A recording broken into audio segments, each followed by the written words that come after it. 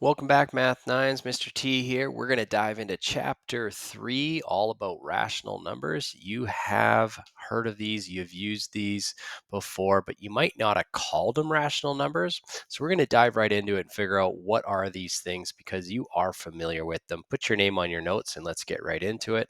Remember, this is a YouTube video. You can pause, rewind, speed up, slow down, whatever you need to do to help get your understanding here because I do go at a faster pace than I would in class. But let's start with a story. The story here is pretty simple. Way back when you're itty bitty, maybe 1, 2 years old, you learned how to count, and the natural way to do that is 1, 2, 3, 4, and so on, all the way to infinity. Later on, we had something change slightly where you discovered that there's a zero. You notice probably when you started counting, you didn't start at zero, but when you learned about subtraction or takeaways in school, you had to deal with the idea that there is a number called zero, like 4 - 4 or 4 take away 4. Then we needed more numbers. We needed the integers, and that's what we've been dealing with so far quite a bit. We needed positive and negative, okay, or the zero whole numbers, okay. So we have zero here, and then we go 1, 2, 3. So we have all the whole numbers, but then we go in the negative direction. So we have negative infinity, positive infinity, using integers. No fractions, no decimals, just the whole numbers. But now we're going to have all the in-between numbers. And we need to recognize that the rational comes from the word ratio, meaning that we can write it as a fraction. A number divided by a number. Specifically, x and y have to be from the integers. Okay. Now, how do we do that? How do we see how this actually works? Because this includes decimals as long as they aren't infinite non-repeating like pi. Okay, those are special numbers called irrationals. So let's look at some examples really quick. How can I write some of these numbers as rationals? So if we take a common number like 4, okay, easily we can turn 4 into a fraction by putting it over 1. Those are both integers. We're good to go. How about something like -2 to the 2/3? Well, we can write that as a fraction. It kind of looks like 1, but it has this whole part in front. So all we have to do is go 3 times 2. Okay, we go 3 times 2 to get 6 plus 2 is 8. So we're going to have -8/3. I've turned it into an improper fraction. Those are both integers, so that's rational. How about a decimal though? 1.6. Well, there's a really easy strategy. Just like we did over here with 4 is we're going to put that over 1. But notice where I put the 1. I put it in the same column, the same place value as the ones. And I can put a 0.0 here. I didn't change anything, just added a 0.0. And now I can turn those into integers really easy by multiplying the top and bottom by 10 because that's equivalent. When I multiply by 10, it moves the decimal over 1. And now we have two integers. We'll have 16/10, making it a rational number. So you can use this same strategy for any decimal that terminates. But what about a decimal that doesn't, like a repeating decimal like 0.3, and we put a bar over top saying that that's 0.333 repeating on forever? Well, we have actually a pretty quick strategy for this, and whatever's repeating, however many numbers, unique numbers there are, you put it over nines. Well, in this case, there's just one number that repeats, the 3.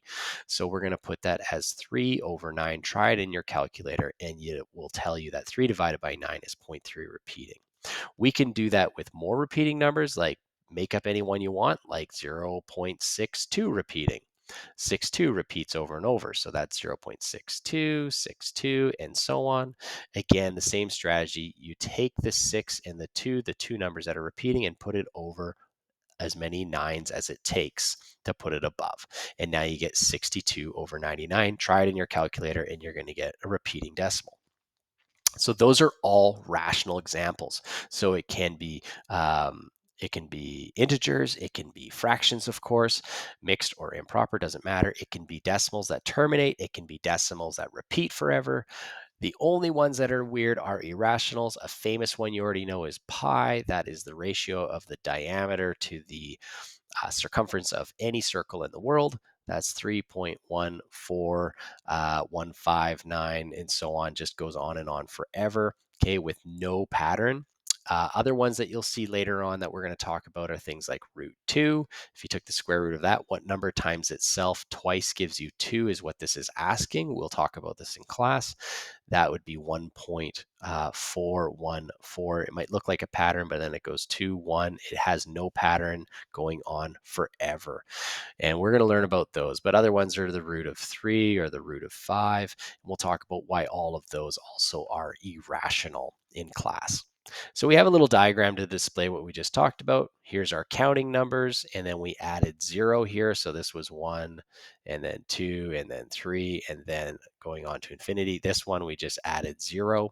Integers, we then had the negatives we added in, and rationals were all of the in-between numbers. So these can be our fractions like 1.5 or 3 over 2. All of these are also contain the rest, because remember, we could take an integer like -2 and just put it over 1. So all of these integers, whole numbers, natural numbers are rational. Over here are the irrationals, and this is a little bit upper level, but it's really cool to start diving into some of this number theory, is that irrationals do not cross over with rationals. These numbers are in between. They are not the same thing, but there are infinite number of them, and they fall in between our rational numbers. And all of these together make up our real number system. There is another system called the imaginary system. There are other number systems, but we're going to leave it at that. That is definitely upper level. You'll see that in university if you take some upper level mathematics. All right, let's use this stuff. A really good thing to know is, hey, what number's bigger? Okay, because then that can tell us a lot about what's going on in the real world. So if we have decimals here, we can place that on a number line, but really simple. All this is saying, when what's greater, it means like the same thing as saying further right, okay, on a number line. That's if we have a number line to put these on. So we can sketch one, no problem. And if I were to sketch one right now, I'm just going to zoom in on whereabouts this is. So I'm going to make a number line, and this starts at -3, and this one goes to -4. Okay. Now, of course, this keeps going on, and there's 0, there's the positives, they're all over here, but we're not worried about them. We're just zooming in on where this number sits. And if I add this 0 like I did, I can see that -3.20 is approximately, because half is about here, so 2 would be around here-ish. That's going to be my -3.20. Okay, so this right here is going to be about -3.20. And we can see that this one is actually more negative, -3.26. So it's going to be just to the left of it, making it less. Okay, because it is more negative. I know that's a weird concept, but this is -3.26 right beside it. So now we can see, yep, this is greater because it's furthest to the right, or the least negative, however you want to think about it. Over here, when we're comparing fractions, we need the same size. These are 8ths and these are 12ths, so all we need is a common denominator. The lowest common denominator is which is the direction you want to go, and in this case, it is 24. So we need to multiply this by 3 times 3, and this by 2 by 2. Okay, and then we'll get a common denominator. When I do that, I get 15 over 24 versus over here, I get 14 over 24. And now we can see clearly I'm in the same size as 24ths and 24ths, that the greatest in this case is going to be 5 over 8, because 15 is bigger than 14. We're going to do the exact same thing in C, but we just got to convert this fraction. So we're going to multiply the 3 times the 1, not the negative. It'll give me a negative fraction, but just 3 times 1 is 3 plus 2 is 5. So then we add the 2 and we get 5 over 3, and we're comparing that to -7 over 5. Well, again, we have different sizes, thirds and fifths. That's not going to work.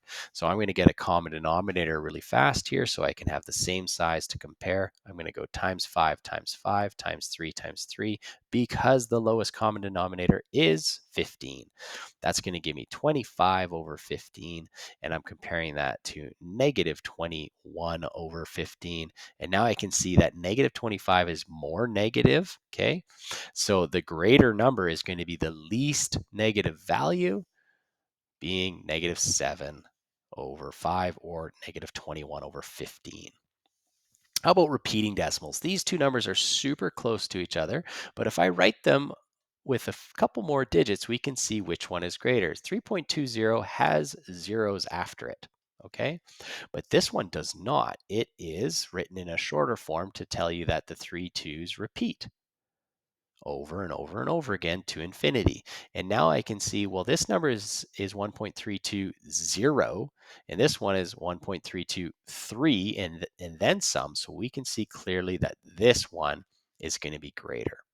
And if you remember, there is a symbol to indicate greater than, and it is this. That means this number is greater. If you forget, lots of students remember that the alligator eats the bigger number, or the Pac-Man, or however you think about it, you decide. Flip the page. Let's do two more examples. Example 2 here, we're going to be looking at, this is basically a ruler, and you got to figure out, well, what is it? What are the pieces cut into? So we want to look in between 0 and 1, or any between two integers, and figure out the piece size. Well, we have 1, 2, 3, 4 pieces. So this is broken into quarters. So let's figure out what each one of these is. Let's start with A. A I can see is 1 whole plus a quarter. So I get 1 whole plus 1/4, and we're done. It doesn't tell me to put that into improper. There's our answer.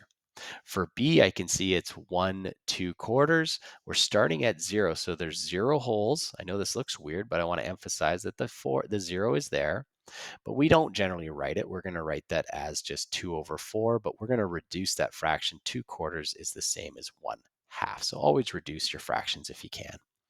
If we go to C, I can see that this one, let's change colors because it's getting a little hectic, is 1 2 3 wholes plus 1 2 3/4. So I get 3 wholes with 3/4, and that one's done. And C, let's go down from, or D, sorry, 1 2 3 4 wholes and 2/4. So this time I get 4 and 2/4. And again, we'll reduce that fraction to be just 1 over 2, or 1/2. Final example. Now, I apologize for the formatting here. There should be commas here. It'd be better in your notes, but we do have, I think in total here, 1, 2, 3, 4, 5, 6, 7 numbers. And we want to put this from least to greatest. This is a common question you're going to see on quizzes and the test. Can you do it? Well, the best strategy is put 0 in the middle, and let's look at just the negatives and just the positives. Let's look at it piece by piece. So the negatives that I have are negative 3 over 8, and my next negative is negative 10 over 4, and my last negative is a mixed number of negative 1 and 1/4.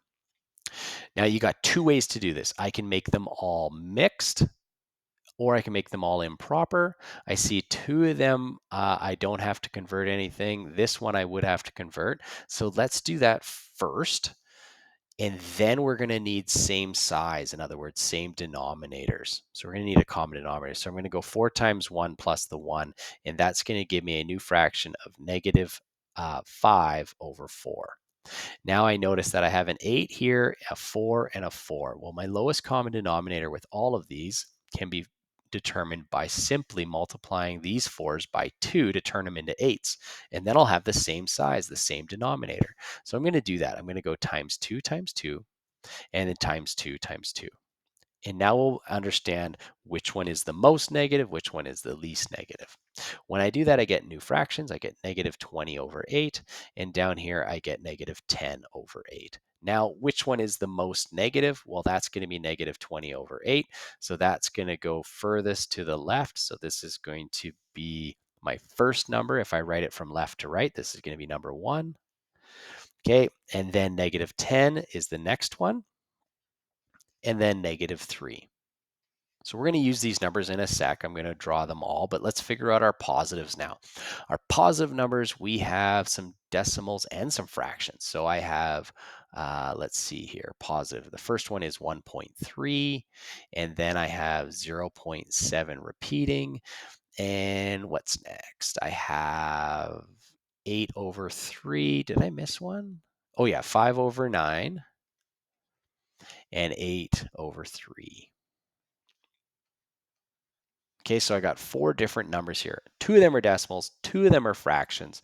You can either turn fractions into decimals, which is a little tough without a calculator because we're trying to do this without a calculator. You can do long division to do that, or convert the decimals into fractions, which actually I think is much easier. So I'm going to do that, reviewing the strategies we saw above. So 1.6, I need to write that as a fraction. Well, remember that I can write that as 1.3 over 1.0. And then I multiply by 10, and I get a brand new fraction of 13 over 10. I'm going to leave that be for now.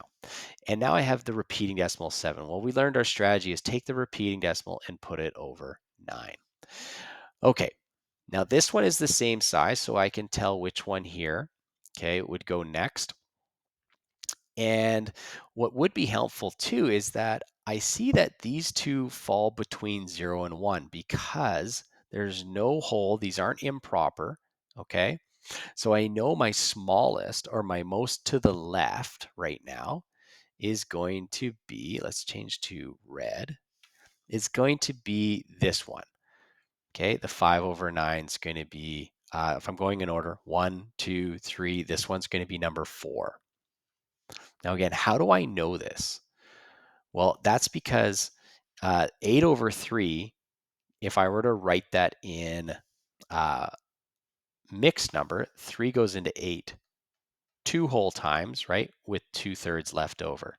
Well, now I can see that this is 1.3. This is between 1 and 2. This is between 2 and 3. These two here had no hole. There is a, you can think of it as a 0 here and a 0 here. So this is between 0 and 1. So now I can actually finish this off. I don't have to do any more math.